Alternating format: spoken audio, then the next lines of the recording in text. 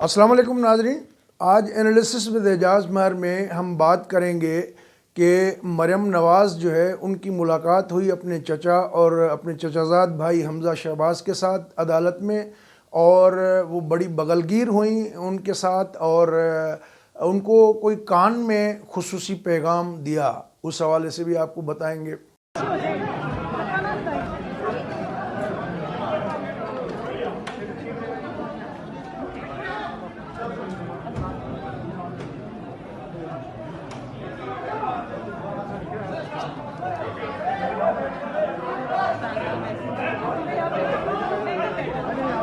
IG Sindh के मुबैना अगवा वाला मामला था, उस पे कराची के कोर कमांडर ने भी जो है वो सीएम सिंध के ज़रिए पैगाम भिजवाया है, उसका भी थोड़ा तज़किरा होगा। और जो हुकूमती इक़दामात हैं काउंटर करने के लिए मुस्लिम लीग नून और पीडीएम बिलखुसूस उसके जो सूरत हाल है उस हवाले से भी थोड़ा ज़िक्र करेंगे, क्योंकि ये तो आपको पता है कि पीटीआई ने फ़ैसला किया है कि वो भी अवामी ताकत का मुजाहरा करेंगे, पंजाब भर में जलसे करेंगे, और इस सिलसिले में पहला जलसा शायद हाफिज़ाबाद में प्लान किया जा रहा है। तो वो भी ये तासुर देना चाहते हैं कि हम आपसे बड़े जलसे कर सकते हैं, आप 11 जमातें हैं, हम एक जमात कर सकते हैं। बहरहाल इसके साथ साथ जो है मुस्लिम लीग नून जो है उसकी तोड़ जोड़ के लिए भी काफ़ी प्रेशर है, और बहुत ऐसा मालूम होता है कि थोड़ा रेजिस्टेंस जो है वो आ रही है हुकूमत और उनके जो लोग हैं इस्टेब्लिशमेंट के, जो भी इस काम में मसरूफ़ हैं।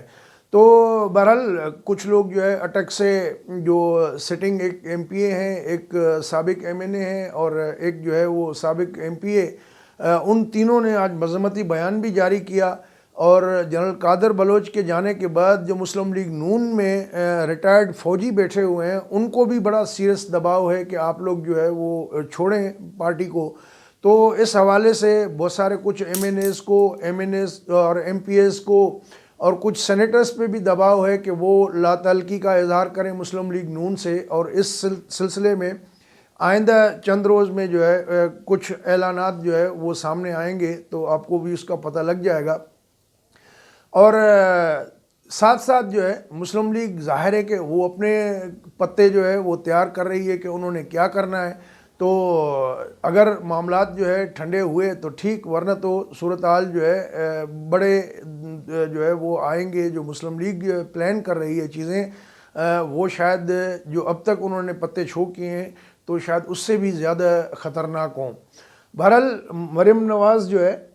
वो रवाना हो गई हैं गिलगित, और गिलगित से जो है अपनी पार्टी की इफ़ेक्टिव कैंपेन चलाने के मूड में है। और जो वहाँ पर वो जलसे करेंगी तो डेफिनेटली कि वो जो है वो भी अहमियत के हामिल हैं, क्योंकि वो अपना जो टोन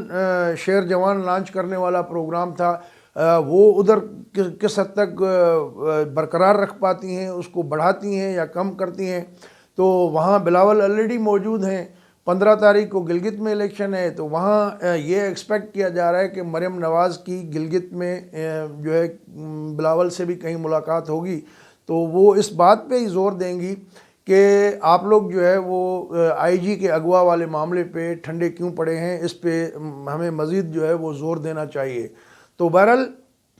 बिलावल वाले थोड़ा बहुत दाएँ बाएँ में इस पे थोड़ा सा खेल रहे हैं, क्योंकि जिस तरह मुर्तज़ा वहाब का भी बयान सामने आया कि जी हाँ वो खैर है, मुद्दत तो पूरी हो गई है जो कि 31 अक्टूबर तक थी। आर्मी चीफ ने जो कहा था कि हम इन्वेस्टिगेशन करके रिपोर्ट देंगे, कराची के कोर कमांडर से उन्होंने कहा था कि वो इन्वेस्टिगेट करें।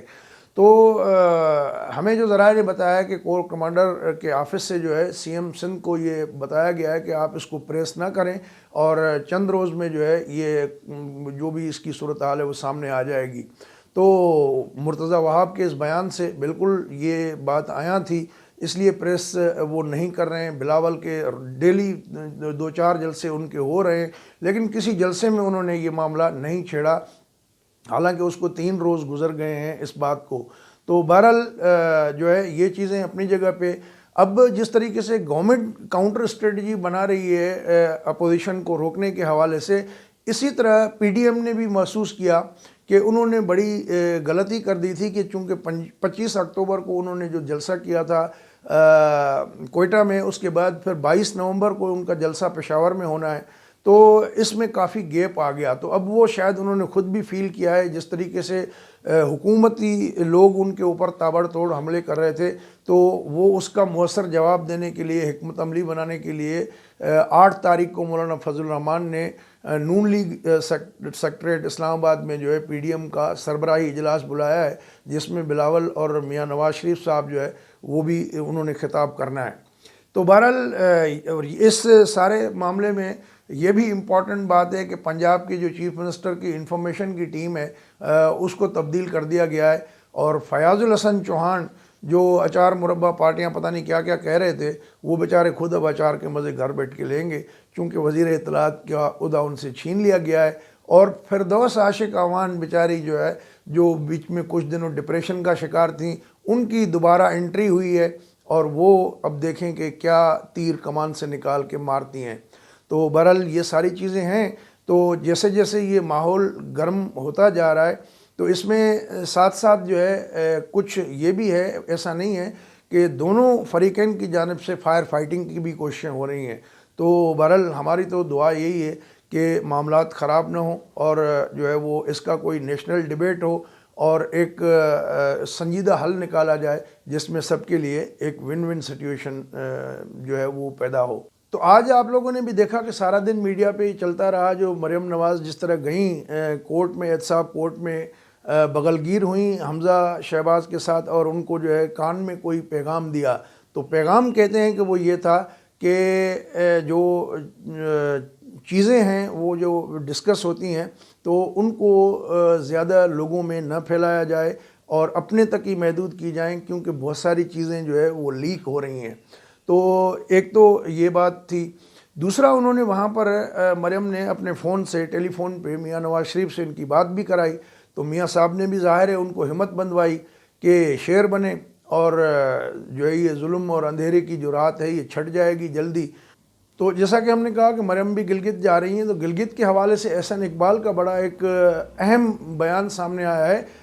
انہوں نے انکشاف کیا ہے کہ جو آرمی چیف کے پاس میٹنگ تھی جس میں گلگت کو صوبہ بنانے کے حوالے سے بات ہوئی تھی، تو اس میں طے یہ ہوا تھا کہ ابھی گلگت کا الیکشن گزر جائے تب تک آپ صوبے کی کوئی بات نہیں کریں گے، لیکن اس پہ ایک کنسنسس اس کے بقول یہ تھا کہ ایک نیشنل کنسنسس تھا کہ گلگت کو صوبہ بننا چاہیے، اور جو انٹرنیشنل قوانین ہیں اس کو مد نظر رکھتے ہوئے،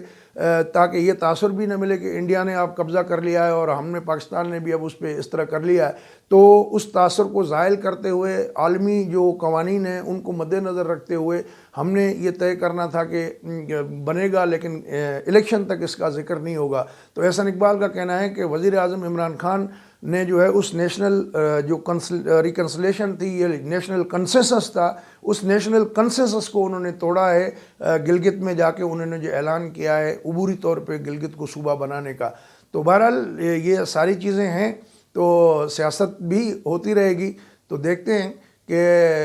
آئندہ چند دنوں میں اونٹ جو ہے کس کروٹ بیٹھتا ہے۔ دوستو، اگر یہ ویڈیو آپ کو اچھی لگی ہو تو اپنے دوستوں کے ساتھ شیئر کریں، اور چینل ہمارا سبسکرائب نہیں کیا تو اس کو سبسکرائب بھی کر لیں، اور ہاں، بیل بٹن دبانا نہ بھولیے گا۔ اللہ حافظ۔